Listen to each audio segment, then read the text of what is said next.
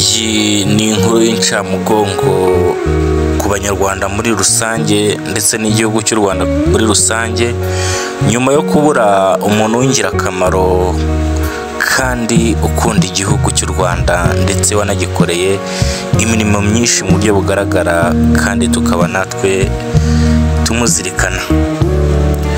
Uyu ni Alain Mukurarinda, wari umuvugizi wa guverinoma y'u Rwanda wungirije, aho yitabye Imana kuri uyu wa kane tariki 3 Mata 2025 azize uburwayi.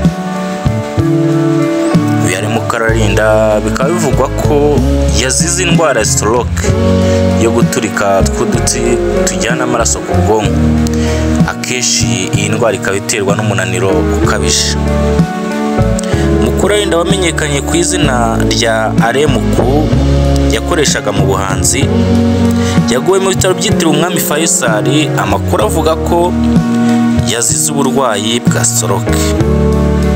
Alain Mukurarinda wavutse mu mwaka w'1970, yize amashuri abanza mu Rugunga, ayisumbuye ayiga i Rwamagana, yiga icungamutungo, aho yavuye ajya muri kaminuza y'u Rwanda mu mwaka w'1991 gusa ntiyasoza. Yahavuye ajya kwiga mu gihugu cy'Ububiligi ibijyanye n'amategeko. Mu mirimo yakoze harimo nko kuba umushinjacyaha ndetse aba n'umuvugizi w'ubushinjacyaha.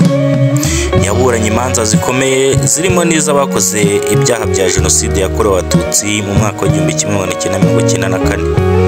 Ni umuntu wakundaga gusabana, kwisanisha n'abantu bose bari kumwe cyangwa bagezemo, kandi agakunda gutera urwenya. Yakundaga umupira cyane kuko yari afite n'ikipe y'abato.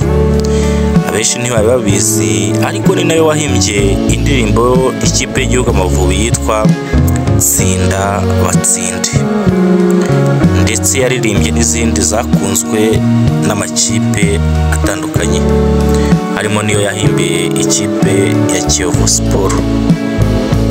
Imana imuhe iruhuko ridashira, yakoreye igihugu aracyitangira kandi azabigororerwa.